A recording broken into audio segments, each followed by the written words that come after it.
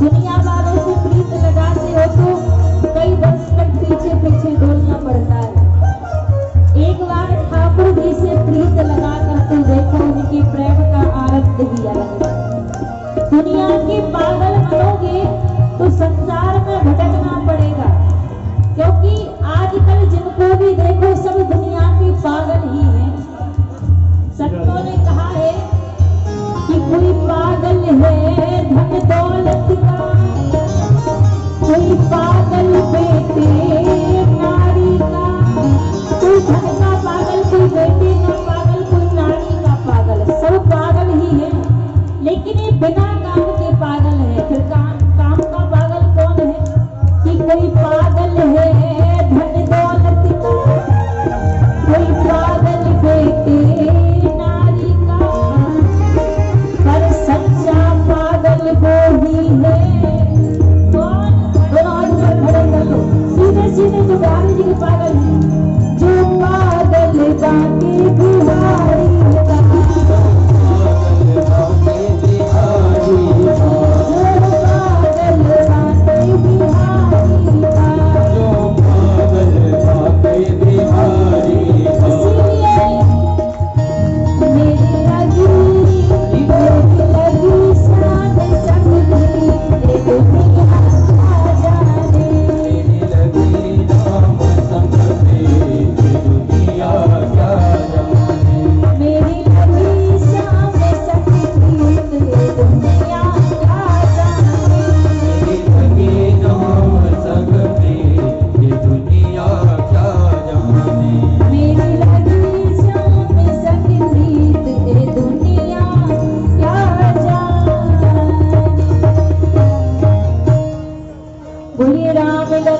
सरकार की, हनुमान जी महाराज की।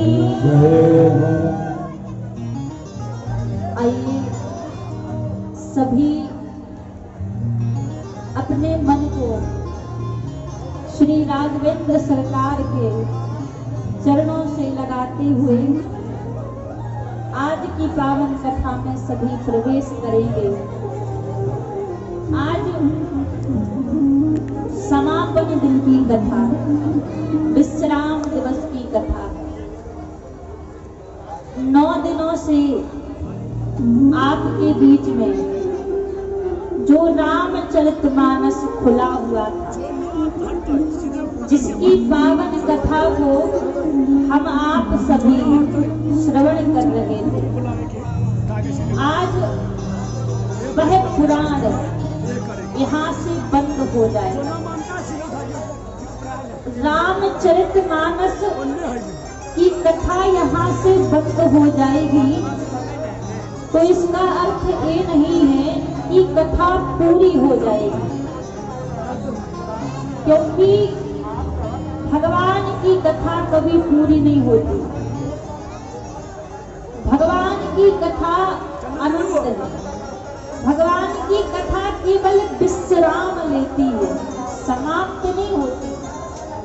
यहाँ 7-9 दिनों से आपके बीच में जो पुराण खुला था, जो कथा चल रही थी, आज वह कथा यहाँ से विश्राम ले लेगी, लेकिन समाप्त नहीं होगी। क्योंकि बाबा तुलसीदास जी ने कहा है कि प्रभु की कथा कैसी है।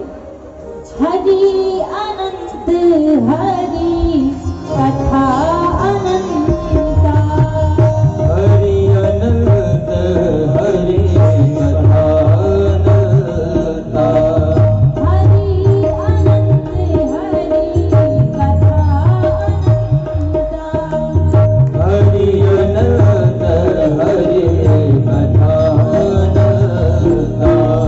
कहाँ सुना हो बहु विधि सब संता, कहाँ सुना बहु विधि सब संता।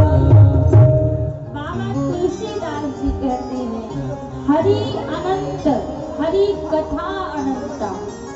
भगवान के जैसे रूप अनंत है, वैसे ही भगवान की कथा भी अनंत है।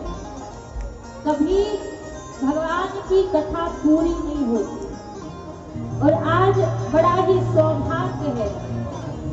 प्रभु की कथा को विश्राम तो लेना ही था। आज महाशिवरात्रि के पर्व पर ये जो नव दिवसीय भव्य आयोजन आपके बीच में चल रहा था, आज ये कथा यहाँ से विराम लेगी। 9 दिनों से आप राम नाम की गंगा में डुबकी लगा रहे थे, आनंद ले रहे थे। कहते हैं महाराज भोले बाबा की कृपा ही अलग होती है। सारे देवी देवताओं में सबसे सरल स्वभाव वाले हैं भोलेनाथ, और सबसे जल्दी रीझने वाले भी हैं। आप और देवी देवताओं की आराधना करोगे तो महाराज समय लग जाएगा उनको मनाने में, लेकिन बाबा भोलेनाथ तो ऐसे हैं, इनको समय नहीं लगता, एक क्षण में रीझ जाते हैं। तभी भक्त इनको भोलेनाथ कहते हैं, क्योंकि प्रभु बड़ी ही भोले भाले। एक बड़ी प्यारी कथा आती है प्रभु की। एक चोर था। चोर, इसका नियम था कि प्रातः काल वेला में चोरी करने के लिए जाता था। अब एक दिन चोरी करने के लिए गया तो चोरी करने गया, कुछ भी इसको नहीं मिला, तो लौट रहा था, मन में विचार कर रहा था, आज तो कुछ मिला ही नहीं, कुछ चुराया नहीं, आज घर पे कैसे पैसे ले जाऊंगा, कैसे व्यवस्था करूंगा आज घर की। तभी भोले बाबा के मंदिर के सामने से निकला तो इसकी नजर पड़ी महाराज कि मंदिर में जाकर देखो, थोड़ा बहुत यदि कुछ मिल जाएगा तो उसी को ले जाऊंगा। अब महाराज यदि और देवी देवता के मंदिर में जाता तो थोड़ा बहुत कुछ मिल भी जाता, लेकिन भोलेनाथ के मंदिर में क्या मिलेगा? खुद बसे वीरान में, खुद जब वीरानी में बैठे हैं तो क्या इनके मंदिर में मिलेगा? लेकिन फिर भी चला गया मंदिर में अंदर। जब देखा मंदिर में जाकर कहीं कुछ दिखाई नहीं दिया, कुछ भी नहीं दिखा। ऊपर देखा एक घंटा टका हुआ था। अब मन में विचार करता है कुछ है नहीं, ये घंटा इसी को ले जाता हूँ, ज्यादा नहीं तो इसको बेचूंगा तो 1-2 दिन के भोजन की व्यवस्था तो हो ही जाएगी। अब घंटा बड़ा ऊंचा टंगा था। अब सोचने लगा कैसे इसको निकालूं। आसपास वस्तुएं देखी, कुछ भी दिखाई नहीं दिया। अब कैसे निकाले, परेशान हो रहा है। फिर मन में सोचने लगा थोड़ी ना कोई देख रहा है, जो भोले बाबा की मूर्ति है इसी पे चढ़कर निकाल लेता हूँ। भोले बाबा की मूर्ति पे खड़ा हुआ और चढ़ के घंटा निकाल लिया। अब घंटा निकाल के उतार के जैसी जाने वाला था, भोले बाबा प्रकट हो गए। मांगो वत्स क्या चाहिए? अब तू जैसी लौट के देखा तो डरने लगा। कहा डर डर के कुछ बोलना नहीं आ रहा है। भोलेनाथ बोले मैं आपसे प्रसन्न हूँ, मुझे पता है मैंने तुम्हारे जैसा भक्त तो आज तक देखा ही नहीं। कोई मेरे ऊपर दूध चढ़ाता है, कोई मेरे ऊपर जल चढ़ाता है, कोई पुष्प चढ़ाता है, कोई बेलपत्र चढ़ाता है, पर तू तो देख कितना बड़ा भक्त है, तू खुद ही मेरे ऊपर चढ़ गया, खुद को ही मेरे समर्पित कर दिया। मैं बड़ा प्रसन्न हूँ तुझसे, मानो क्या चाहिए? अब तो महाराज डर रहा है, क्या मांगू? कहा प्रभु कुछ भी नहीं चाहिए, जो घंटा है यही ले जाऊं। अब प्रभु ने कहा ठीक है ले जाओ। तुरंत जाने लगा। भगवान बोले अरे सुनो तो सही पहले, ये जो घंटा तुम ले जा रहे हो, तुम्हें किसी भी चीज की जरूरत पड़ेगी, एक बार इस घंटे को बजाना, तुरंत वह चीज वही प्रकट हो जाएगी। अब तो मन में बड़ा प्रसन्न हुआ कि मांगना भी नहीं पड़ा कुछ और मिल भी गया सब कुछ। लेकिन भोले बाबा बोले सुनो, तुम्हें तो मिलेगा लेकिन तुम्हारे पड़ोसी को इससे दुगना मिलेगा।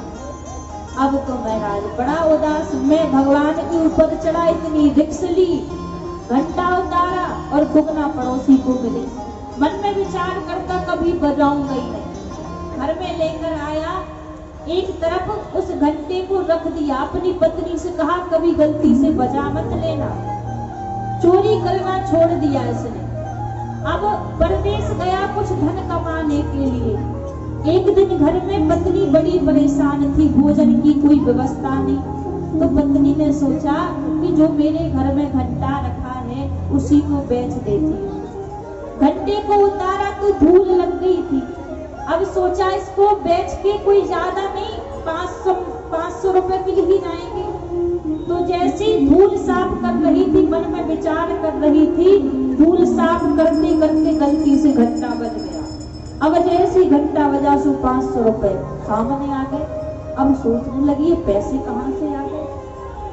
अब मन में लगा कि हो ना हो, मुझे लगता है ये जो भी है इस घंटे का ही प्रभाव है, मैं दोबारा बजा कर देखती हूँ।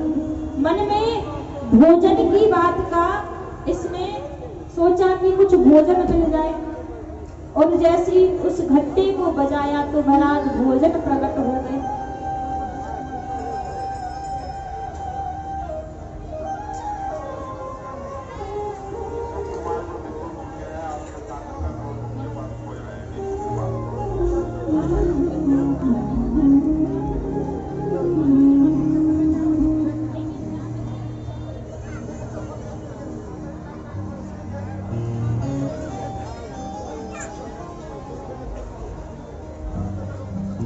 बोलिए राम लला सरकार की।